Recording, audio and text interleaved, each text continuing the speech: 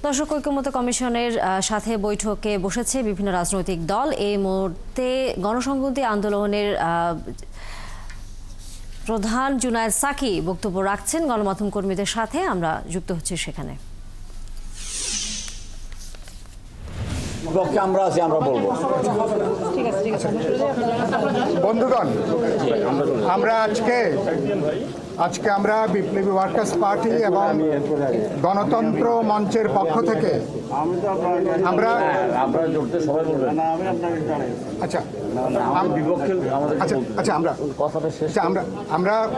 আমরা বিপ্লবী workers party এবং গণতন্ত্র মঞ্চের পক্ষ থেকে আপনারা সবাই জানেন যে আমরা বলেছি সাংবিধানিক পদগুলোতে নিয়োগের ব্যাপারে আমরা বলেছি একটা সাংবিধানিক কাউন্সিল গঠন করা দরকার।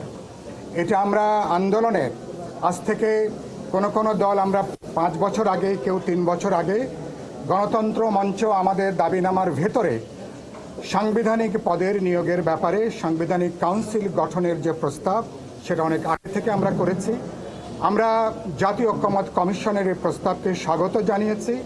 সাংবিধানিক পদের নিয়োগের ব্যাপারে তারা জাতীয় সাংবিধানিক কাউন্সিল গঠন করবার যে প্রস্তাব আজকে হাজির করেছেন, আমরা বলেছি এই প্রস্তাবে নীতিগতভাবে বিপ্লবী ওয়ার্কার্স পার্টি গণতন্ত্র মঞ্চের দলগুলো নীতিগতভাবে এ ব্যাপারে আমরা একমত।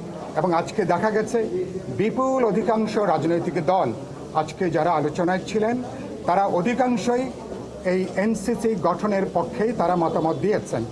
দুটো ব্যাপারে আমরা পরিষ্কার করে বলেছি, অতীতের আমাদের তিক্ত অভিজ্ঞতা, আমাদের এখানে যে রাষ্ট্রীয় ফ্যাসিবাদ কায়েম হয়েছে তার অন্যতম কারণ ছিল সাংবিধানিক পদগুলোতে দলীয় আনুগত্য বিবেচনা করে গত কয়েক দশক ধরে এখানে নিয়োগ দেওয়া হয়েছে। ফলে একটা রাষ্ট্রীয় স্বৈরতন্ত্র ফ্যাসিবাদ কায়েমের জন্য সাংবিধানিক প্রতিষ্ঠানগুলোর নিয়োগকে তারা ব্যবহার করেছিল। এই জায়গা থেকে আমরা অভ্যুত্থান পরবর্তী যে সংস্কার তৎপরতার মধ্যে আছি, আমরা বলেছি নীতিগতভাবে বাংলাদেশকে যদি সামনে এগোতে হয়, গণতান্ত্রিক দায়বদ্ধ রাষ্ট্র সংবিধান যদি প্রশাসন ব্যবস্থা তৈরি করতে হয়, তাহলে অবশ্যই এই পদের নিয়োগগুলো কোনো দলীয় বিবেচনা, কোনো দলীয় আনুগত্যের জায়গা থেকে এটাকে কখনো বিবেচনা করা যাবে না। সেই জায়গা থেকে আমরা মতামত দিয়েছি। দুটো ব্যাপারে আমরা বলেছি, বিপ্লবী ওয়ার্কার্স পার্টির দিক থেকে রাষ্ট্রপতি, তিনি রাষ্ট্রের প্রধান অভিভাবক, তাকে এবং প্রধান বিচারপতি দুজনকে এই এনসিসির এই কমিটির মধ্যে এনসিসি কমিটির মধ্যে তাকে যুক্ত করাটা ঠিক হবে না। তাহলে এই দুটো পদই অপ্রয়োজনীয়ভাবে বিতর্কিত হবেন এবং তারা যদি উপস্থিত থাকেন অন্য সদস্যরা বক্তব্য রাখতে তারা দ্বিধান্বিত বোধ করবেন।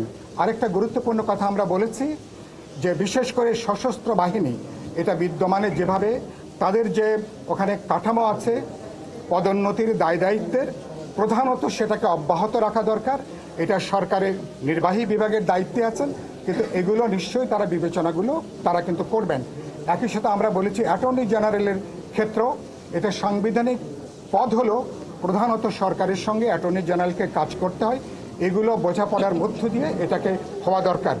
গুরুত্বপূর্ণ যে কথা আমরা বলেছি, নীতিগতভাবে যদি আমরা একমত হতে পারি কোন কোন সাংবিধানিক আমরা সংস্থাগুলোকে আমরা এই নিয়োগের মধ্যে আনবো।